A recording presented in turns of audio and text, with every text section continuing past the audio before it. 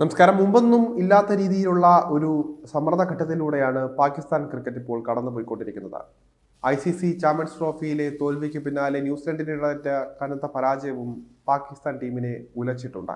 ഇപ്പോൾ പാകിസ്ഥാൻ ക്രിക്കറ്റ് ടീമിന്റെ pace bowling നിരക്കെതിരെ ആഞ്ഞടിച്ചിരിക്കുകയാണ് ഇംഗ്ലണ്ടിന്റെ മുൻ സ്പിന്നർ കൂടിയായ മൊയിൻ അലി. പാക് ടീമിന്റെ ഇപ്പോഴത്തെ പേസ് ആക്രമണത്തെ ലോകത്തിലെ ഏറ്റവും ബെസ്റ്റ് എന്ന് ചൂണ്ടിക്കാണിക്കാൻ സാധിക്കില്ല എന്നാണ് അദ്ദേഹം അഭിപ്രായപ്പെട്ടിരിക്കുന്നത്. ഒരു യൂട്യൂബ് ഷോയിൽ സംസാരിക്കുകയായിരുന്നു അലി. ഷഹീൻ ഷാ അഫ്രീഡി, ഹാരിസ് റൌഫ, നസീം ഷാ എന്നിവരടങ്ങുന്ന പാകിസ്ഥാന്റെ പേസ് ത്രയത്തെയാണ് അദ്ദേഹം കളിയാക്കിയിരിക്കുന്നത്. പാകിസ്ഥാൻ എപ്പോഴും ലോകോത്തര ഫാസ്റ്റ് ബോളർമാരെ സൃഷ്ടിച്ചിട്ടുണ്ട് എന്നത് ശരിയല്ല എന്നും ഇവരെ ഉദാഹരണമായി കാണിച്ച അലി ചൂണ്ടിക്കാട്ടി. IPL പുതിയ സീസണിൽ നിലവിലെ ചാമ്പ്യന്മാരായ കൊൽക്കത്ത നൈറ്റ് റൈഡേഴ്സിനായി കളിക്കാൻ തയ്യാറെടുക്കുകയാണ് അദ്ദേഹം. അടുത്തിടെ സമാപിച്ച ICC ചാമ്പ്യൻസ് ട്രോഫിയിൽ ഈ പേസ് ത്രയം ഉൾപ്പെടുന്ന പാകിസ്ഥാൻ ടീം നാണം കെട്ടാണ് പുറത്തായത്. ഒരു മത്സരം പോലും ജയിക്കാൻ 2017 ചാമ്പ്യന്മാർക്ക് സാധിച്ചില്ല. പാകിസ്ഥാനി ബാക്ക്ഗ്രൗണ്ട് ഉള്ളവർ എല്ലായ്പ്പോഴും പറഞ്ഞുകൊണ്ടിരിക്കുന്ന ഒരു കാര്യമുണ്ട്, പാകിസ്ഥാൻ പേസർമാരുടെ ഏറ്റവും ബെസ്റ്റ് എന്ന് അവർ ആവർത്തിച്ചുകൊണ്ടിരിക്കും. പക്ഷേ താൻ അതിനോട് യോജിക്കുന്നില്ല. അങ്ങനെയല്ല എന്നാണ് താൻ പറയുന്നത്.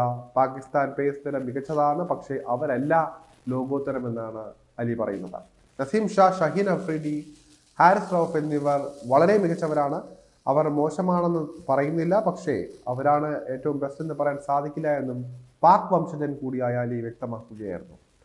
മികച്ച ഫാസ്റ്റ് ബോളർമാർ പാകിസ്ഥാൻ ക്രിക്കറ്റിൽ എല്ലാ കാലത്തും ഉണ്ടായിട്ടുണ്ട്. വളരെ മികച്ച പേസർമാർ അവർ കഴിവ് തെളിയിച്ചിട്ടുള്ളതാണ്. അത് അവരുടെ കോച്ചിങ് സംവിധാനം കാരണമാണെന്നും താൻ വിശ്വസിക്കുന്നു.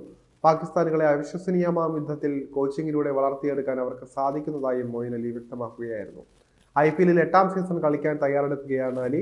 2018 അരങ്ങേറിയ അദ്ദേഹം 67 മത്സരങ്ങളിലാണ് ഇതിനോടകം തന്നെ കളിച്ചിട്ടുള്ളത്. ഇവയിൽ 141.53 സ്ട്രൈക്ക് റേറ്റിൽ 1162 റൺസും സ്കോർ ചെയ്തിട്ടുണ്ട് അലി. 6 അർദ്ധ സെഞ്ചുറികളും ഇതിൽ ഉൾപ്പെടുന്നുണ്ട്. ബൗളിങ്ങിലാകട്ടെ 35 വിക്കറ്റുകളും അദ്ദേഹം സ്വന്തമാക്കിയിട്ടുണ്ട്.